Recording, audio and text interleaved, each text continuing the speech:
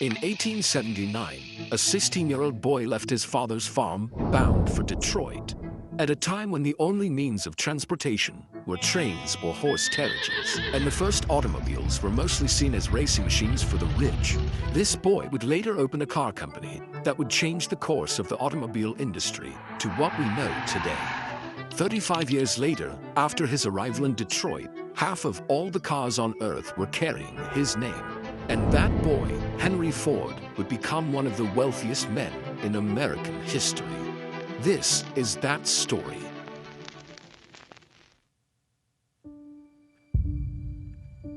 Henry Ford was born on his father's farm on the 30th of July, 1863, in what is now Dearborn, Michigan.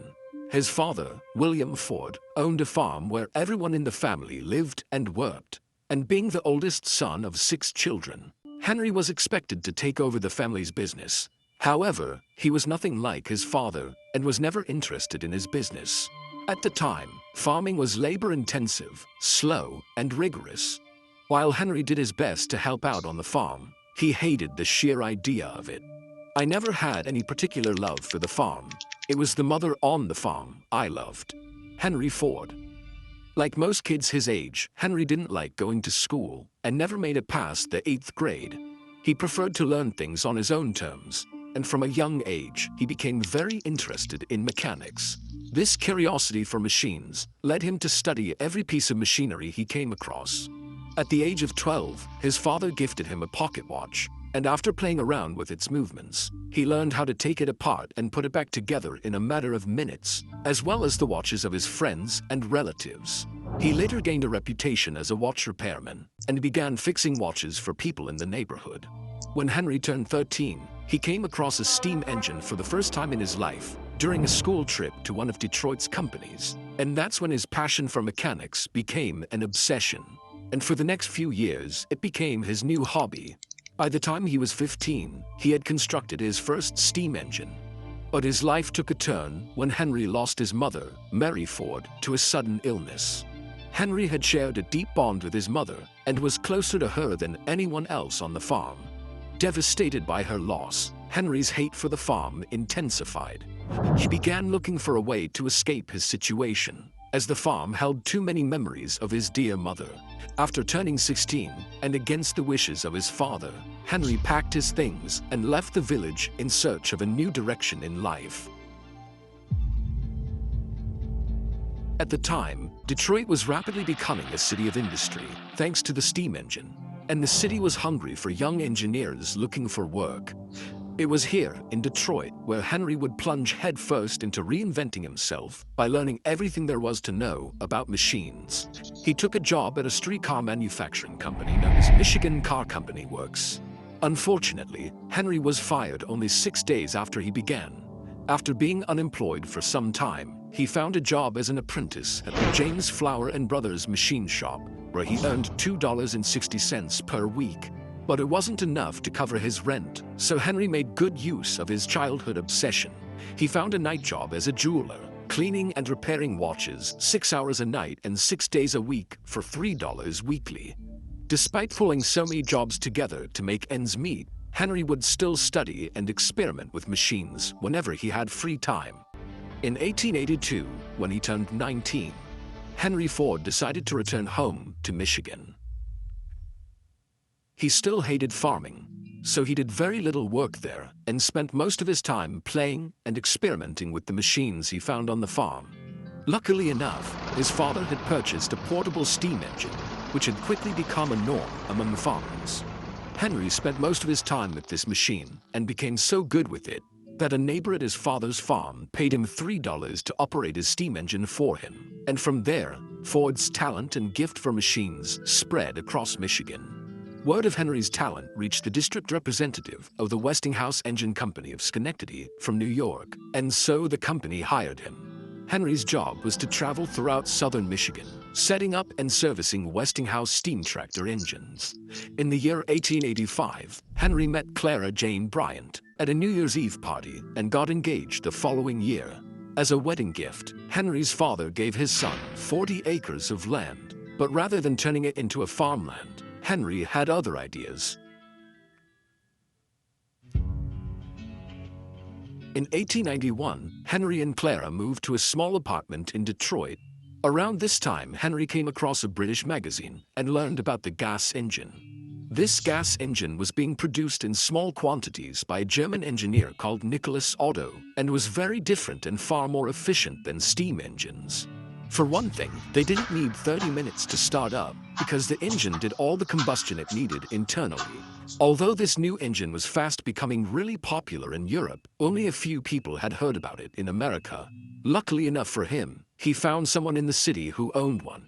Henry immediately fell in love with the gas engine, but he couldn't understand how it worked, and the fact that the gas engine was powered up by an electric spark made things even worse. Knowing he had to learn more about this, Henry applied for work as a night engineer for the Edison Illuminating Company for a salary of $40 a month. At the time, the company was the biggest electric company in Detroit, and it was generating electricity to 1,000 homes in the city using a steam engine. So this made Henry more than qualified to work there. His job was to primarily fix the engine whenever it broke or developed a fault, but when it was working fine, he didn't have much else to do. This gave Henry more than enough time to immerse himself in learning about electricity and how it works. In 1893, Henry and Clara welcomed their first and only child, Edsel Bryant Ford, and just 3 months after his birth, Henry was promoted to the position of chief engineer at a salary of $100 per week. That same year, Henry succeeded in creating his first working gas engine, which was the first step in his dream of creating a horseless carriage. It wasn't until June 4, 1896, at exactly 1:30 a.m., when he finally completed his experimental car using a gas engine. He called it the quadricycle. The quadricycle was essentially a crude contraption that consisted of 2 bicycles placed side by side and was powered by a gasoline engine. While the experiment was successful, it had a few issues of its own. This experimental car had 2 gears, and neither one was for going in reverse or going forward. But the biggest problem was that it had no cooling system, and so the car was prone to overheating after running for a while. Henry made multiple adjustments to the car, but the most notable one was adding a cooling system to the vehicle. He later sold the vehicle for $200 and used the money for another big project. With the support of the Detroit mayor, Henry began to build his second experimental car and completed it by July 1899. This new car was larger, sturdier, and heavier than the previous one. One morning, Henry took a wealthy lumber merchant by the name of William Murphy for a test drive in his new vehicle. By the time the test drive was finished, William wanted to be part of Henry's business venture. And soon after, they shook hands together, and on August 5, 1899, the Detroit Automobile Company was born. Unfortunately, the company failed only a year later because of several reasons. Henry's ideas about improving the car he worked on were not in line with the stakeholders' ideas, who were pressuring him to make passenger cars. Another reason was because most of the parts that were required to make his cars were produced by different companies, and as a result of this, whenever a delivery was late, the whole factory had to sit back and wait for the delivery.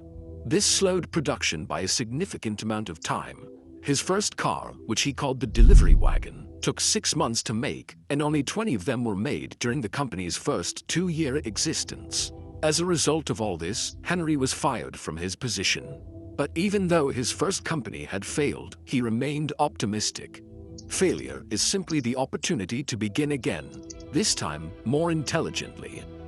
Henry was actually relieved when he was sacked because there was less pressure on him, and now he could focus on other things. Henry decided to turn his attention to racing cars. The reason was simple.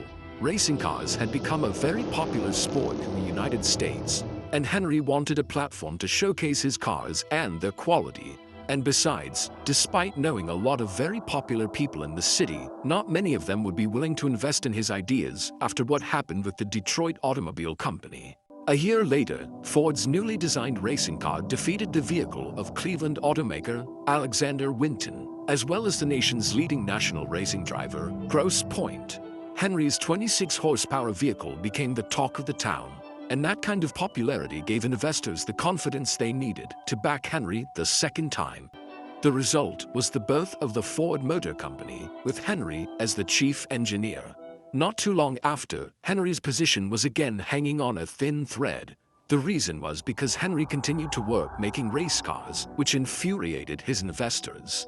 They wanted him to create passenger cars they could sell to the masses, and so they brought in another Henry Martin Leland, to do their bidding. Ford was annoyed they'd brought in someone else to take over his place, and so he left the company. In his autobiography, Henry is quoted saying, "I resigned, determined never again to put myself under orders." Henry Leland, on the other hand, followed the wishes of his investors and went on to create what today we know as the Cadillac.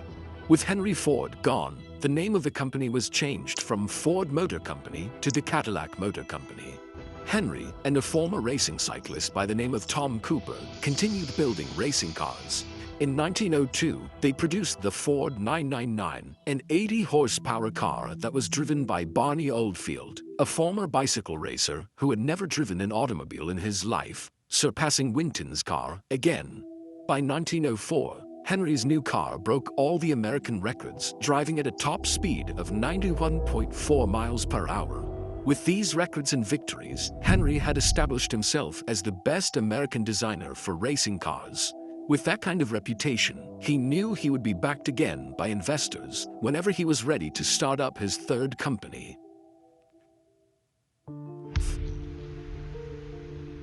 With the support and financial backing of 11 investors, especially a coal dealer from Detroit, Alexander Young Malcolmson, Henry's third company came to life.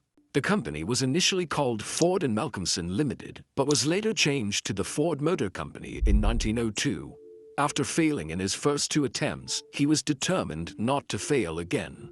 Ford turned his attention to creating a vehicle that was affordable for the common man. You see, at the time, owning a vehicle was a luxury that could only be afforded by the wealthy ones. The reason being, these vehicles were made by extremely skilled engineers, and most of the cars made were strictly for racing. At the start of his new company, Henry made a statement to his associates and investors. "I will build a motor car for the great multitude, constructed of the best materials, by the best men to be hired, after the simplest designs that modern engineering can devise, so low in price that no man making a good salary will be unable to own one." Ford had a knack for identifying and attracting the brightest talents in the business. He hired many impressive young men who shared and believed in his vision. As for the design of the car, Henry made over 20 of them before he got one that finally worked. He called it the Model A. For the next 5 years, Henry kept improving the Model A, which was followed by the Model N. But in those 5 years, what really changed wasn't the improvements of his designs, but how they were being made. One of the things Henry learned from his failed businesses was the importance of having one manufacturer responsible for supplying most of the parts he needed to build his cars. And so, he found a machine shop in Detroit to do just that. One day, during a trip to Chicago, Henry witnessed the assembly line concept at a slaughterhouse, and that's when a bright idea came to him. If he could incorporate the same idea into building his cars, he could make more cars in a day. You see, at the time, Ford and many other car makers put together one car at a time, and the production was slow. So in 1904, Henry raised more money and built his own factory. He employed over 300 workers and began experimenting with the assembly line inside his new factory. It wasn't until 1906 when the production of the Model N would really first make use of the assembly line. But even then, the assembly line was still a work in progress. However, it did increase the level of production by 5 times, and his new model became the best-selling car in the US. But Henry had set his sights on even greater things. Henry built his own manufacturing company in 1905 to start making his own engines, transmissions, and everything else needed for the production of his cars. Around this time, Henry also discovered vanadium steel, and it was this discovery that really paved the way to a new era for the automobile industry. Vanadium steel was about 3 times stronger than the previous steel and much lighter. Henry used this new steel for his new model that would later become one of the most successful cars in human history, the Model T. A business absolutely devoted to service will have only one worry about profits. They will be embarrassingly large. Henry Ford dreamed of making automobiles for the common man and for everyday use, and the Model T was the answer to that dream. When it was first released, it was one of the most expensive cars Henry had ever made. The price for the Model T was set at $850, which would be something around $21,000 in today's currency. But despite its price, it quickly became a fan favorite in the US. In a matter of days after its release, 15,000 orders were placed, and the Ford Motor Company soon became the #1 car company in America.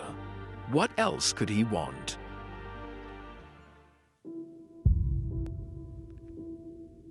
Henry realized he needed a bigger factory to produce over 100 Model Ts a day, and so, in 1910, he built a new plant in Highland Park, Michigan. After several experiments, the assembly line was officially in working order by 1913.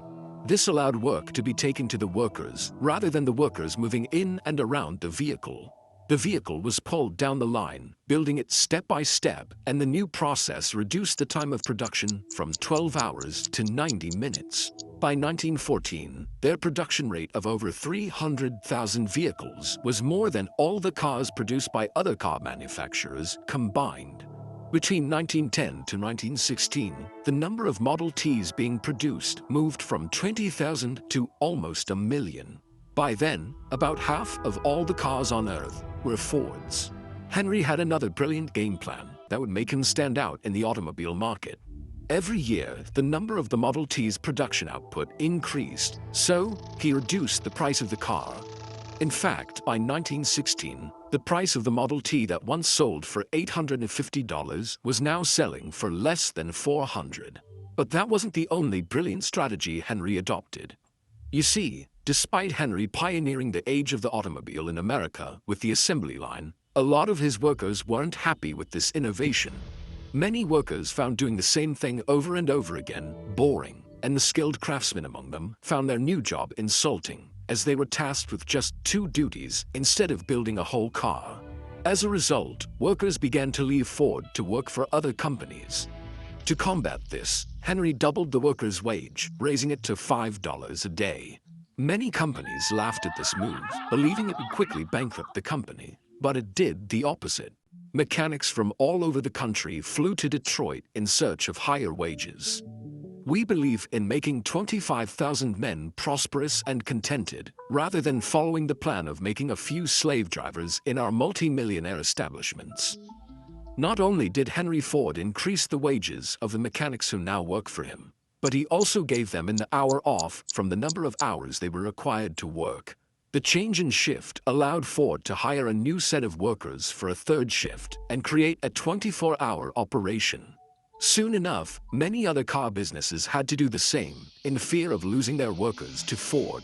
Henry had changed the business and manufacturing world across the USA. There is one rule for the industrialist, and that is, make the best quality goods possible, at the lowest cost possible, paying the highest wages possible. In 1919, Henry Ford grew tired of the interference from other investors in the company and decided to buy them all out. The result was several millionaires in Detroit, but it also made Henry Ford the sole owner of the largest automobile company in the world. Later, Henry made Edsel Ford, his 26-year-old son, the president of his company, but it was Henry who really ran the show. However, absolute power over the company came with a price that even the richest man in America couldn't ignore. Henry continued to believe the Model T was the car most people wanted. He ignored the growing popularity of the more expensive but stylish and comfortable cars like Chevrolet. Being the stubborn and stiff-necked man that he was, he refused to listen to other Ford executives or even his own son, Edsel, when they said it was time for a new model. By the late 1920s, Henry could no longer ignore the declining sales figures, so he finally decided to shut down the Model T assembly line and began designing an all-new car. The new Model A was released in 1927, but this new car was no longer produced at Highland Park, but at a bigger factory along the Rogue River in Michigan.